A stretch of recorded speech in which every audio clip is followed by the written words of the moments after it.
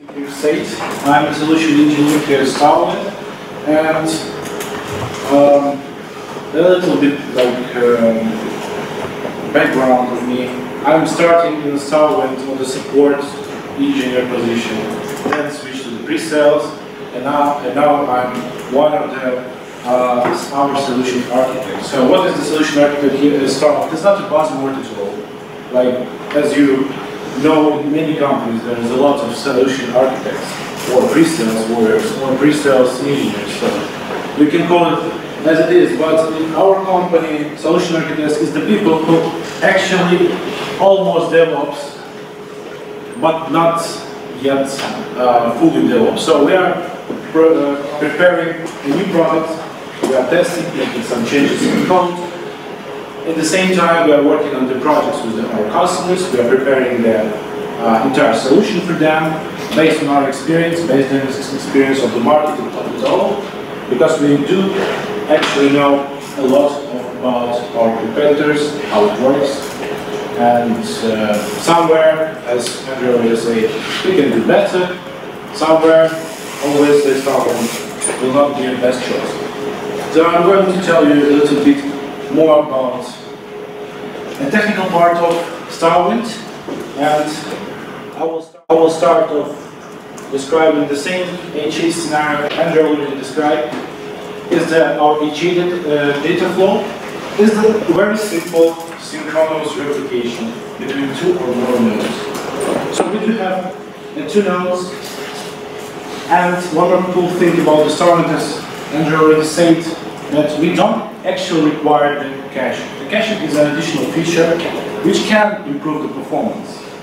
Like if, for example, you're experiencing some issues with the performance of the pure storage, you can add an additional RAM or a flash cache for StarWind devices in order to improve the performance.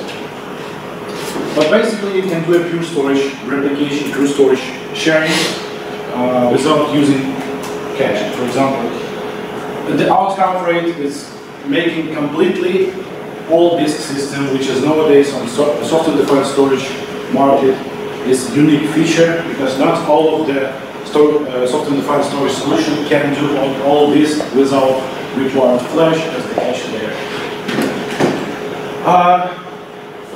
If the cache is not configured, then we're working directly with the data storage itself.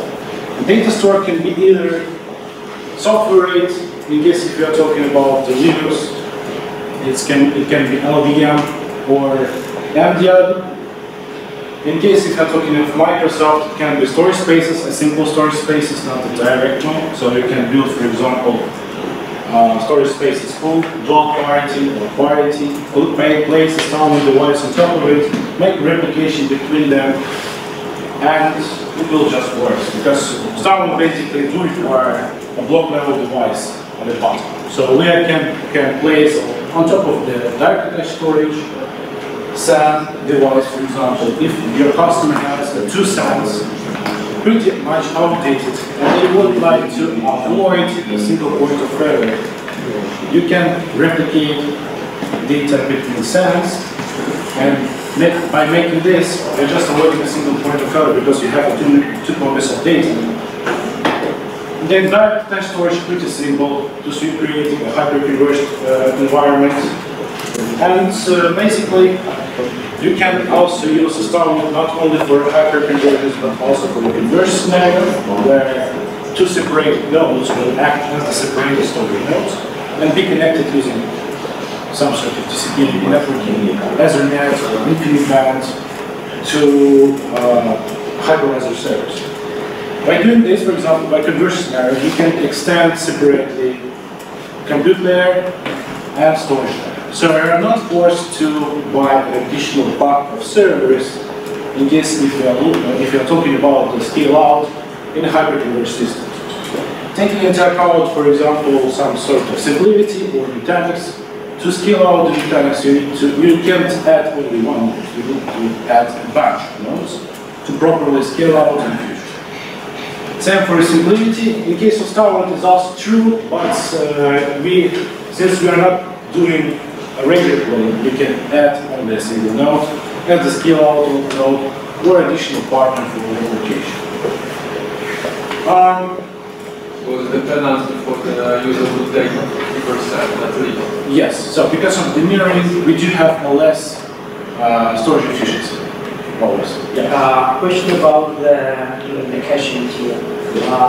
Do you support only SSDs or the DIMM memory can be also used as a cache? DIMM memory can be used as a cache. For a DIMM memory, we have two modes.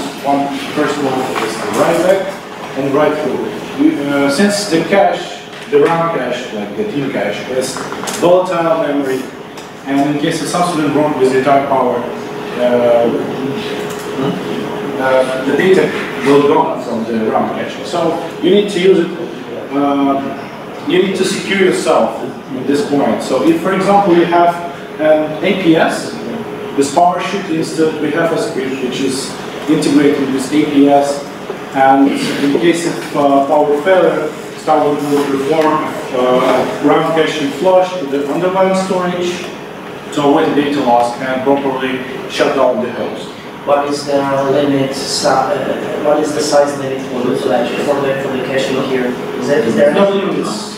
We have a recommended size for caching layers, but it always depends on your workload. So, for example, if you're running a lot of write-intensive applications, obviously, for example, a small cache will not be sufficient for you because you need more. So you can assign any size of cache, but our support engineers in any case will recommend you the proper size. But once again, it's up to you. For example, the default configuration where it is having at least 1 GB of RAM cache configured per 1 TB of StarWind device. For a flash caching, we recommend 10% from the StarWind device size. So for 1 TB is 100. Does the cache is used for write only or read and writes? RAM caching, read and writes. From flash caching, it's currently only reads for production ready. We are working on the feature which is currently available for test in our StarWind virtual SAM called block structured write cache. So it's basically a write back cache on SSD. So it's write cache, but it's block structured. It's currently not yet production ready.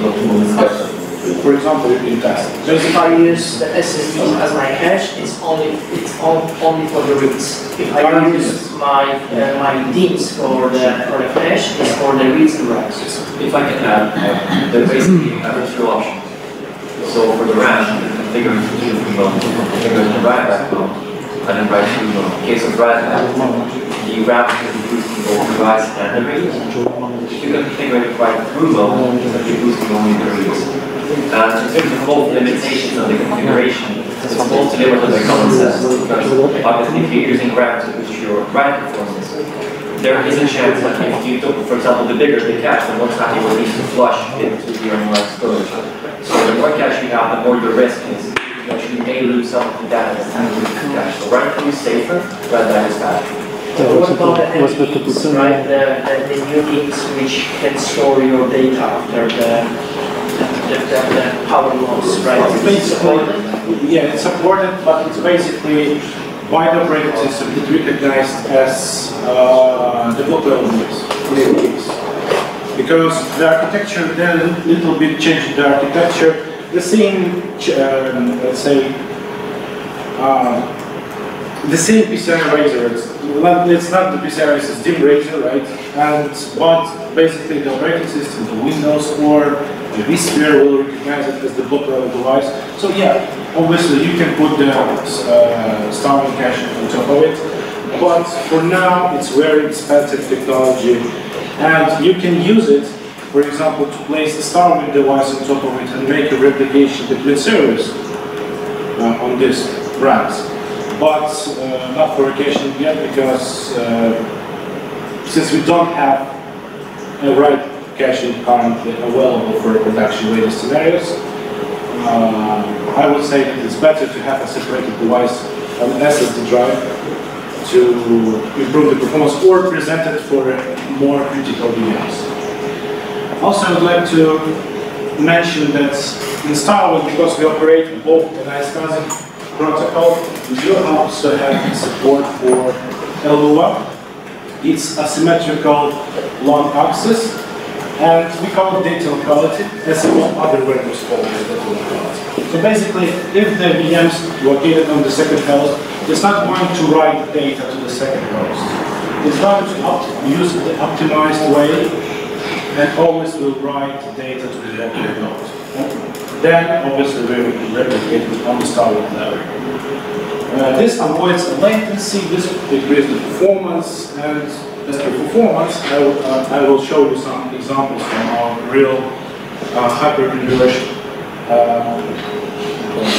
appliances which we sold to our customers, and we did a benchmark. I will show you the results. May I ask a question about the rate?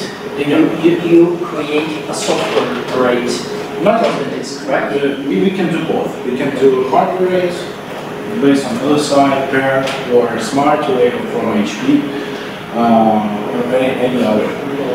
And we also can do, we also substitute the software rate.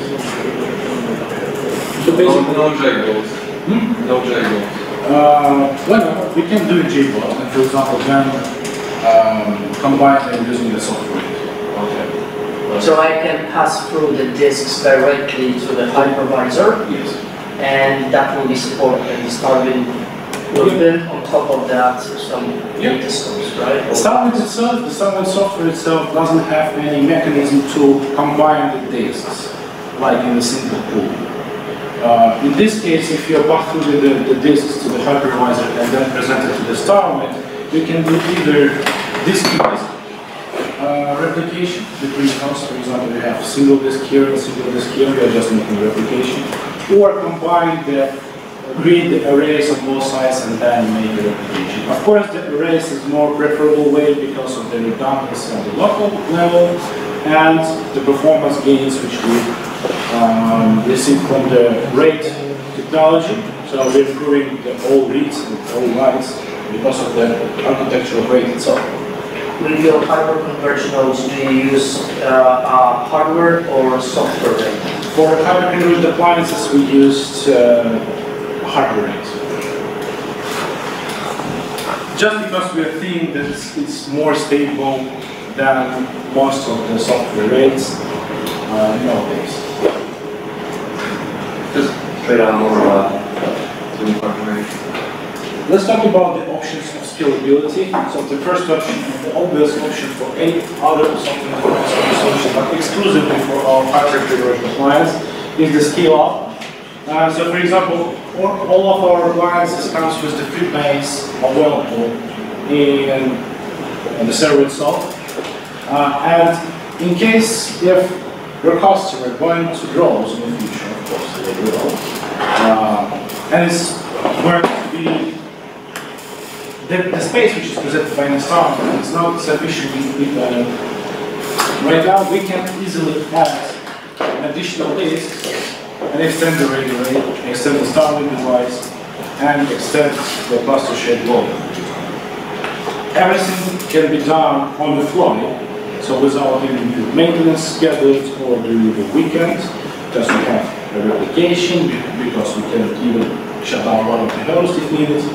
Once again, the same related to the RAM, to the compute resources, and PCI parts. So if your customer will require have an additional 10 gig cores or increase the capacity of existing StarWind solution, just easily add an additional disk.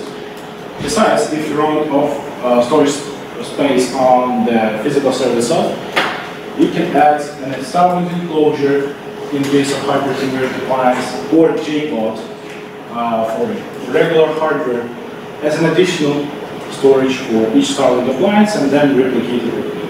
How do you actually add disks to the RAID, right? Because well, actually, when you have a built RAID array, how do you add additional ones? Do you create a separate RAID or?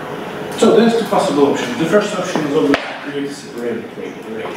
So, for example, we added 3 more disks and created an additional RAID 5. But nowadays, all controllers have the possibility to increase the existing RAID 5, RAID 6, RAID 10. All the spanning rates can be extended. You need just to add a proper number of disks to extend. And we are limited to the number of disks that each server can handle, right? Because of this diagram, I can see like additional shelf.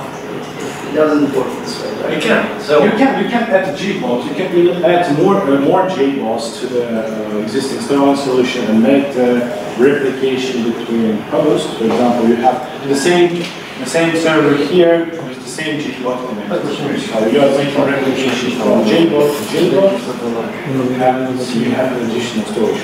However, you have a limitation in number of physical ports and a physical drive base available in any server. And that's why we do have another approach. just small comment. The cool thing about StarWind itself is that in its core, when the software was developed, there was just a really well-written SCSI stack. So really, we can present any kind of local storage to the hypervisor. We don't really care what it is. So for example, the hyperconversion plant can have the hyperconversion plant. You can have an expansion shelf in the form of a JBoss and just have that connected via HBA and present that to the hypervisor. Or you can have a full-fledged server with local drives and present those drives as storage. So as an interesting use case, you can have VMware hyperconversion nodes, and then you can do Windows-based hosts presenting storage to the VMware cluster, which is quite unique and allows you to avoid some of the VMware licensing hiccups, for example.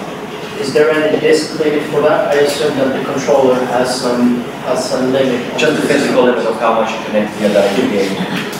So your hyperconverged nodes, how many disks are supported per node? In the largest model in our hyperconverged appliance it's 20 as far as I remember. 24 plus 2. No, not 24. Like for all flash, obviously you do have 2.5 inch disk form count, and you can do more. For example, spindle drives, because it's 3.5 inch, you can do, just give me a moment, 12 plus 20 disks in one server. The single server without the possibility to add to this server more than 20. You can add an additional JBoss, but it's always a question about the limitation of physical limitation of the server.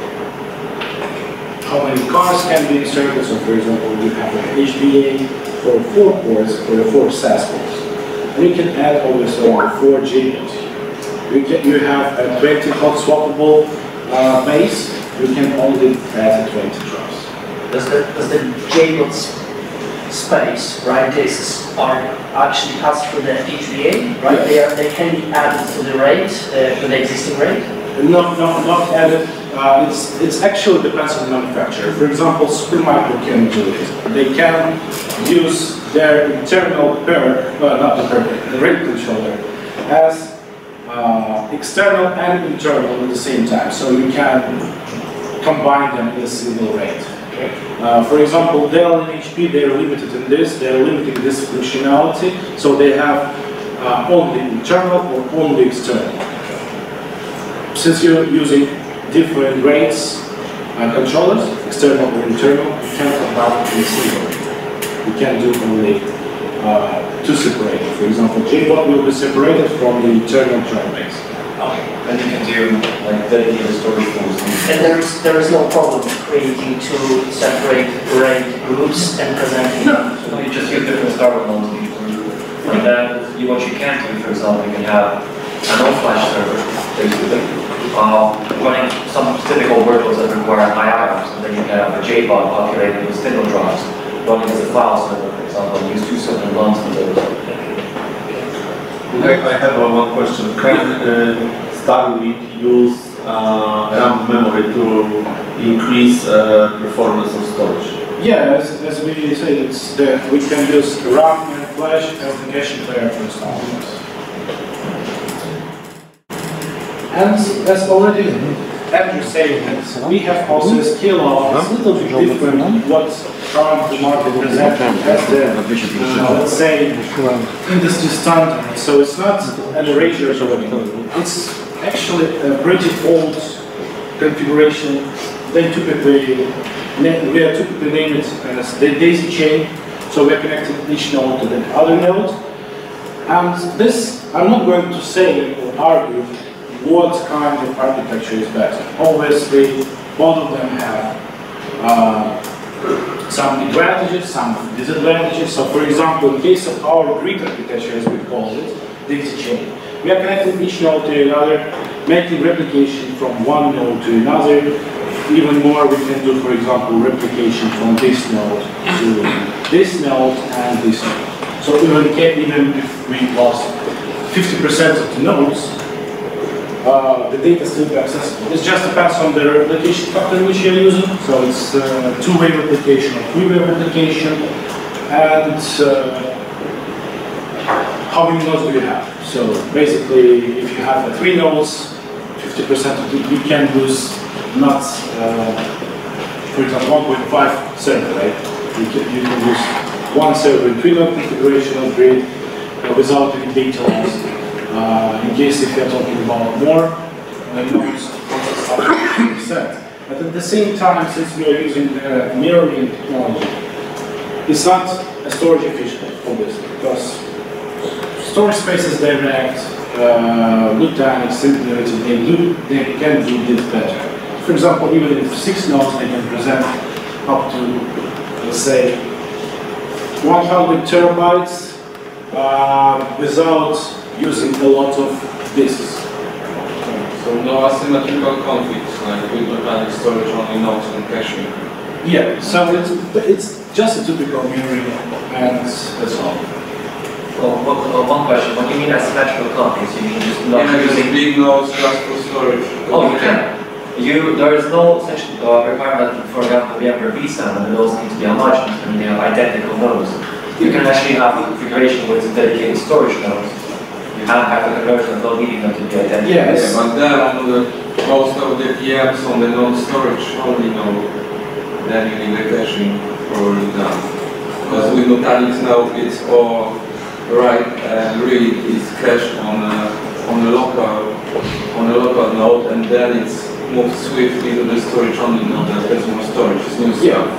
Yeah. They were lacking this also for a while. In the intelligence, let's say like this, in the intelligence level, we are like a dummy mirroring.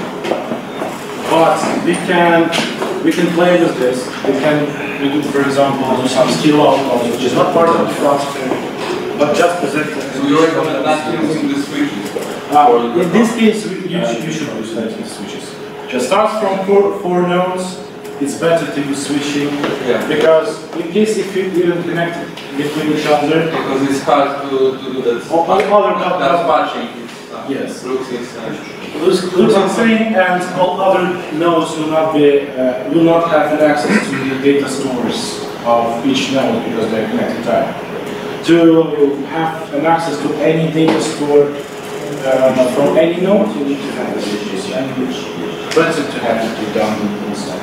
So in terms of the mirror, you said that it's a dummy mirror, right? So basically it means that your data are just double, but you have your data in 2 places only? Yes. Right? You cannot have 3 copies. You can do 3 copies of the data, like 3-way replication. I'm saying dummy mirroring just because the Nutanix do better work in this point from the intelligence. It's not a dummy mirroring, it's just a simple and rock solid mirroring. So, for example, the data will be acknowledged only once write been replicated to the second node.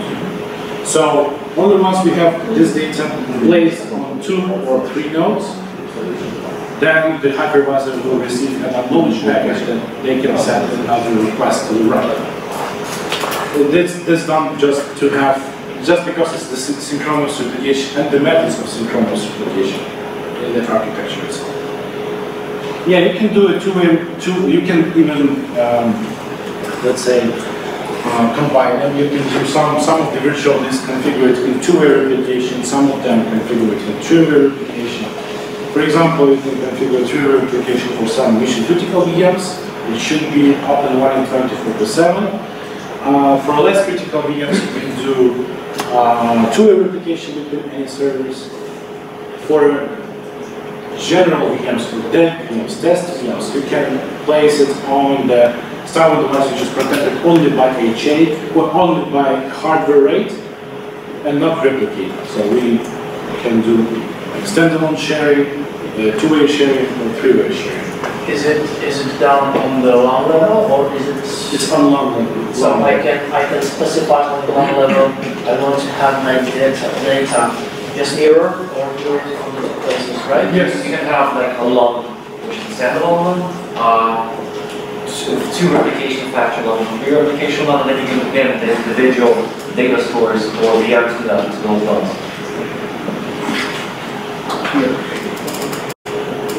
Let's talk about the system requirements of the StarWind virtual set.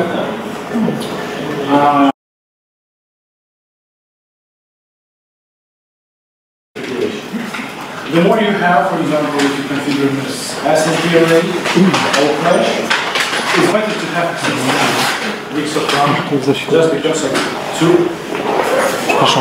cover all IO, which will be sent to StarWind. The IO scheduler and IO, let's say, how it goes, for what nodes it will write, and replication will be stored in around temporary for a bit second. But just to operate faster, you can assign more RAM to the StarWind device. Is this StarWind device? No, it's the long. StarWind device is long. It's the virtual disk, which is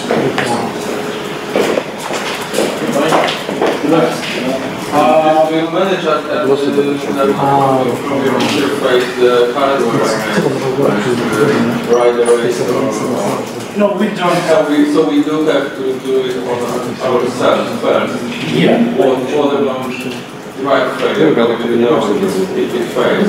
This is a good question. We do have an internal mechanism of sending and receiving the commands and the answers from the other sources. We are working with this directly. Even if it's VMware, we can receive the answers on the latency. So if the latency is increased, if the years of experience with this, if the latency is increased, for example, on read operations, more than 50 milliseconds, 20 milliseconds, most probably the rate is degraded. So what the StarWind will do in this case, StarWind will stop the synchronization to degraded rate in order to avoid data corruption and performance degradation of the entire rate. So you're not directly reading from the file status on VMware that the device is down. If there is a driver present. We don't have a smart, we're not looking for a smart health status on this. But inside, we have a mechanism which is looking for what exactly hypervisor send it to us. Basically, in the console, which I'm going to show you later, it will be possible to manage all of the things within this management console. As I said, hardware and software arrays required for a StarWind. At least two 1 gigabyte networking links for virtual setup. So one of them will be used for a synchronization, and the second one will be used for high-SCSI transfer. So StarWind will perform a full replication on the one network. On the one networking port, the second networking port will act as the high-SCSI data access from your hypervisor. And the supported OS and hypervisor conversions screen, so you can see this starts currently we're still supporting with 1008.02 until it's supported by Microsoft. Any version of 2000, starts from 2012 or 2. And what is the point here is any addition of stuff of the Windows. So for example, the storage spaces direct will require a data center edition from you to install the storage spaces direct and configure it. In case of StarWind, you can use even a standard edition of the Windows server, install StarWind on top of it, make a replication, and clean the full cluster without needs to buy a data center edition from you. We also support VMware vSphere 6.0, 6.5, 6.7, the latest updates. The Z servers, latest one, and all available KVM, depends on the distribution. So it's Red Hat or CentOS, fully supported. Operating customers supported. As per protocols, so the main protocol for StarWind is the iSCSI. We do also have a support for iSCSI extension for RDMA called ICER. It's the same iSCSI but over RDMA network. We working right now on NVMe block level protocol is the direct NVMe access over the RDMA will convert to the net. So for example, you have some server with a bunch of NVMe's inside, and you need this NVMe somewhere on your remote server within your location. But you're not going to unplug it from it and then attach it on the other server. So you can use NVMe, you have to share this NVMe over the RDMA network to other servers with under 1 millisecond latency. And also we have a support for file level access protocol, so it's SMB, NFS, and SMB direct, but SMB direct not fully a file level protocol, it's mostly hybrid protocol, which works like it was based in file level. Let's talk about the corrective support a little bit. So it's not a secret from you that infrastructure support is most important and time-taking process, which requires a fair amount of knowledge, human resources, escalations, task prioritizations, and also it's not a secret that you can face with not well-done support from vendor side, and the issue also can be complex, which makes it headache. And you know, like when it comes to contacting some vendors, some HP, Dell, it's can be total.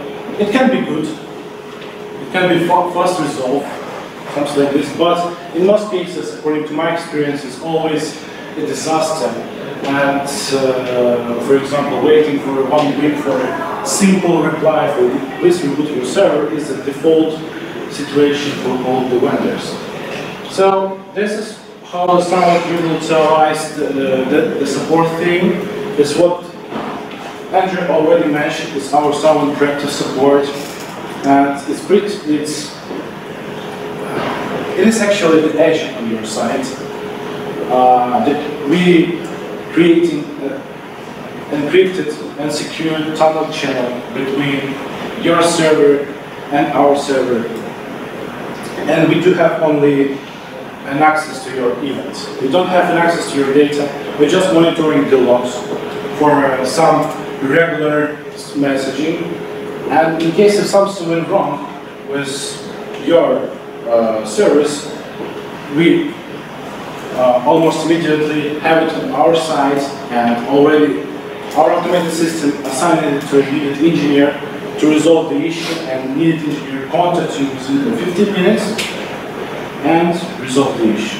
Moreover, we do have some sort of, I'm not going to say it's artificial intelligence, but it's just a machine learning which can predict the failure. So for example, if one of our customers already have the same patterns of the failure recorded, and if our system recognizes that these patterns are just the same, so it will create the same notification to our support team to contact you before the actual disaster appears and fix the things before it somehow affects your data.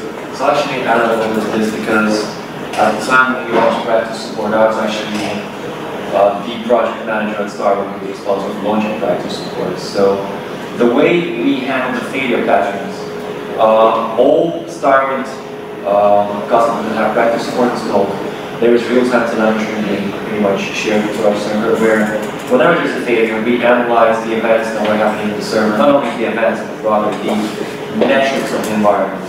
And we are seeing across the failures that happen, obviously we don't have that many failures, actually fortunately rather than unfortunately among customers. So we actually obviously have dev environments where we simulate very intensive workloads to actually simulate failures. And whenever there's a failure, we analyze what happened 24 hours before the failure, 12 hours, and at regular intervals of time, allowing us to find the correlations and patterns between different metrics within each component in the server, which lets us, for example, predict for certain intervals of time that abnormal disk activity combined with high RAM usage, for example, can lead to the fact that there's going to be storage degradation or stuff like that. And this lets us have insight into the different events that together correlate to a failure. Basically, we call them failure patterns. So next slide is just overview of the possible architecture.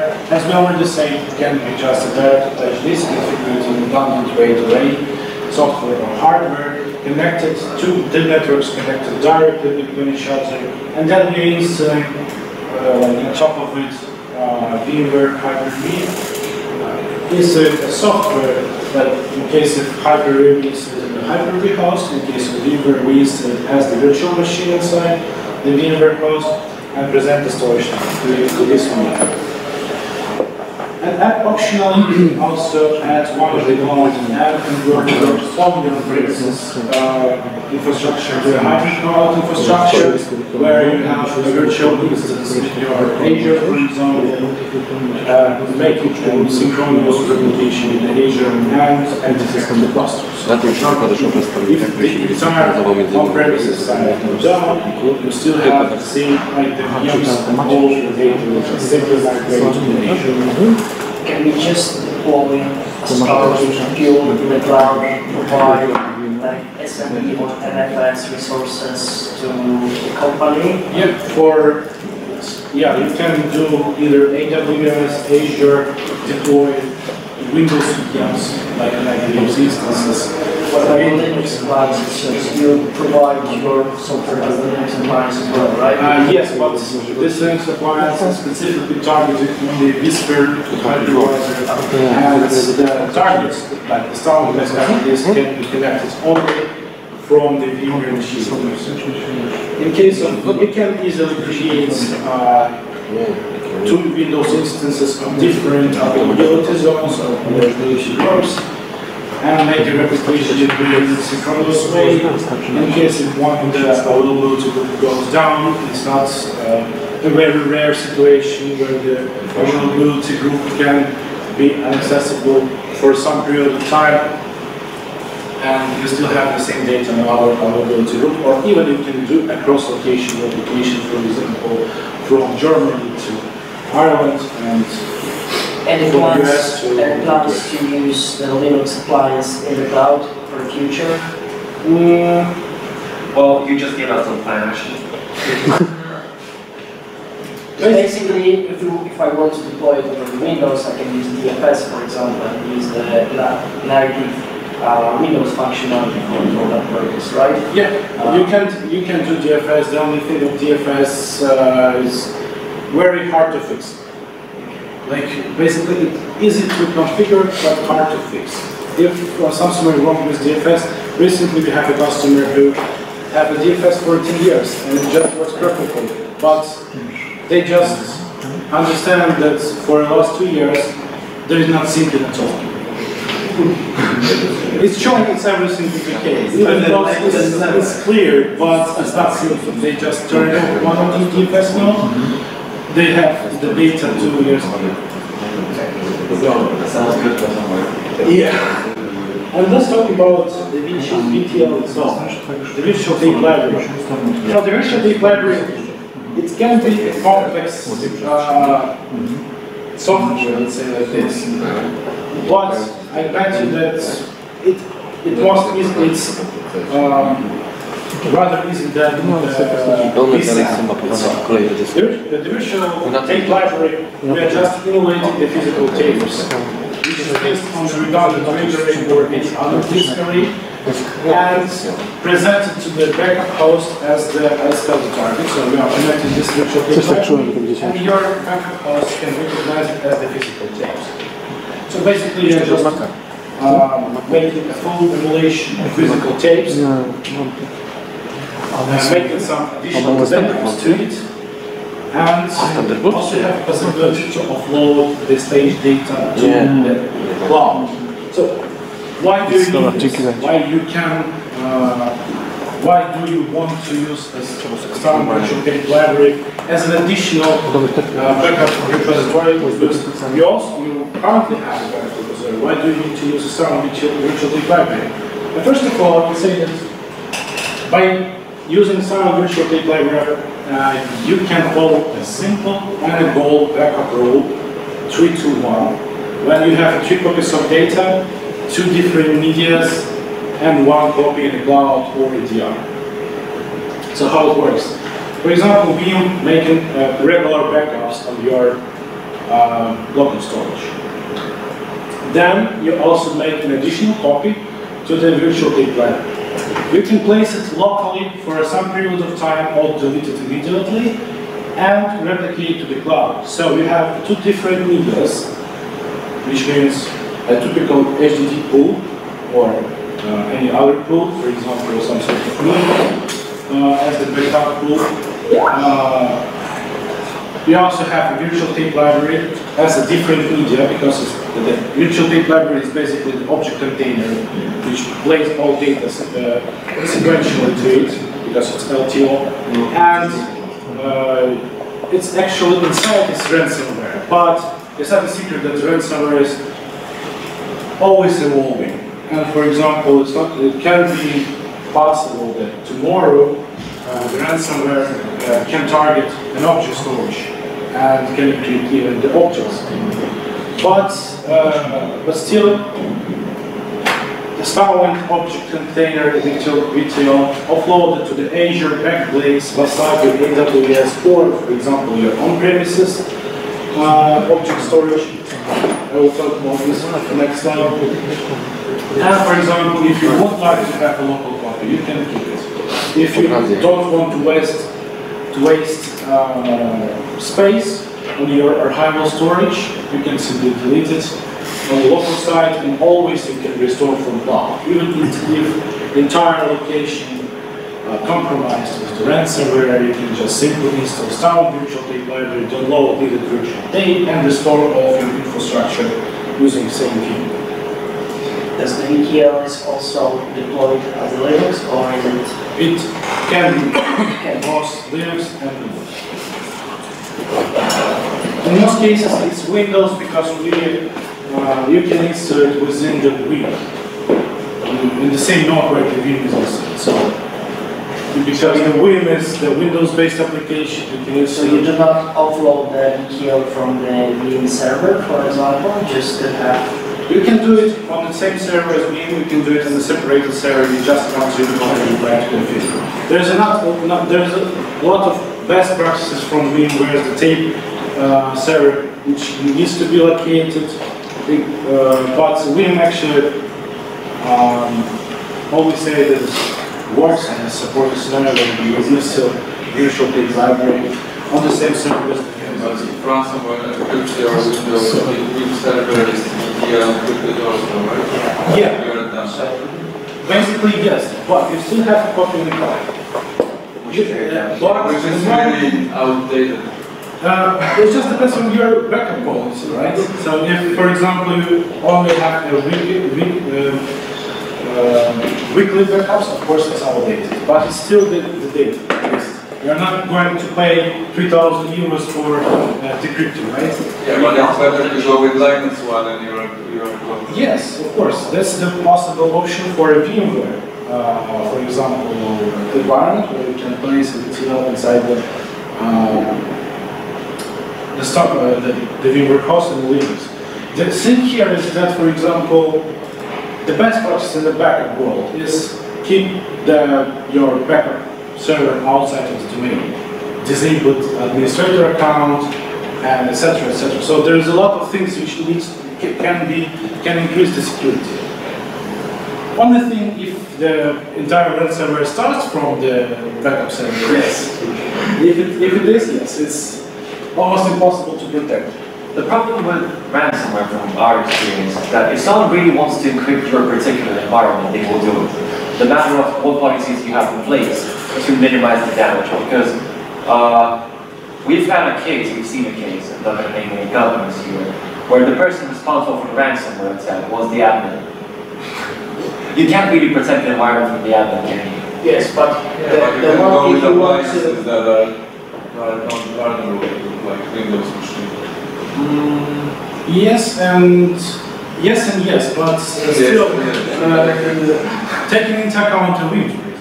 We are just talking about Vim, but you can do any other backup software, backup solution, and use it in conjunction with VTL. That's the cloud connection, because it's much cheaper than, for example, with Cloud Connect, where you're offloading the VM stored data to the Azure, and it costs a lot. Let's talk about the VTL for enterprise.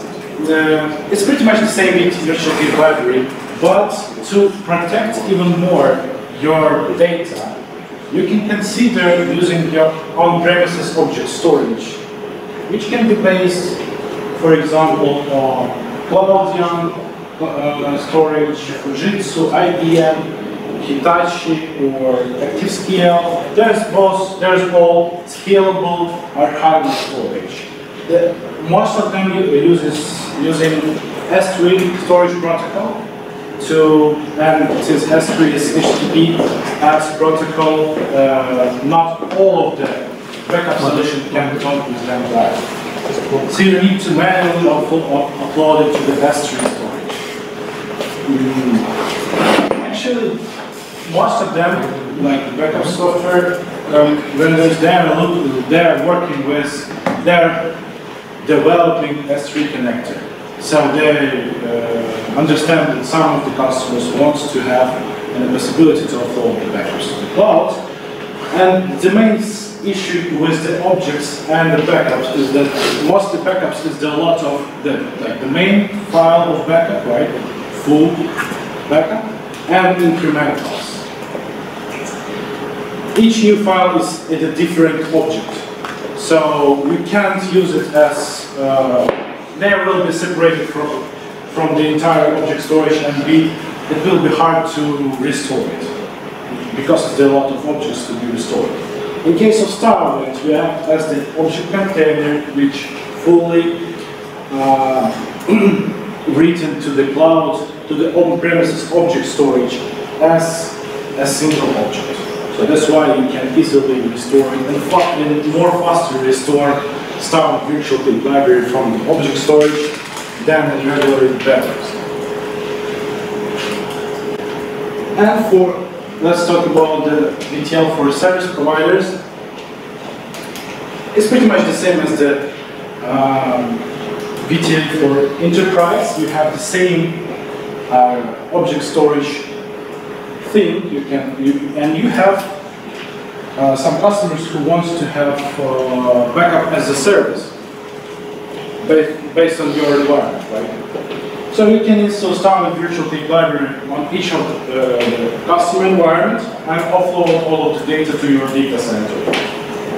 Not all of the data actually backups, right? You're offloading the backups, and then when the customer with screams comes to you that, oh my god, I have a breach, will you please restore my data? You can just simply go to the Star Management Console and restore it in the tape and restore data.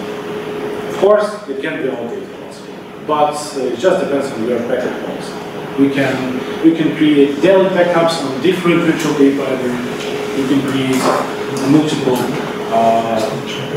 weekly, monthly, yearly, just up to your backup strategy. We can always improve. The thing is, having done some validated platforms, you have to have some kind of real-time replication where we have the functionality. You have the hybrid cloud option where you have active replication between on-site and cloud.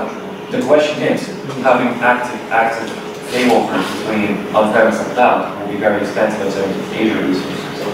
So it's a matter of trading off huge costs compared to how allocate. Basically, the question is RTO and RPO, recovery time and point of objective, depending on what the customer is.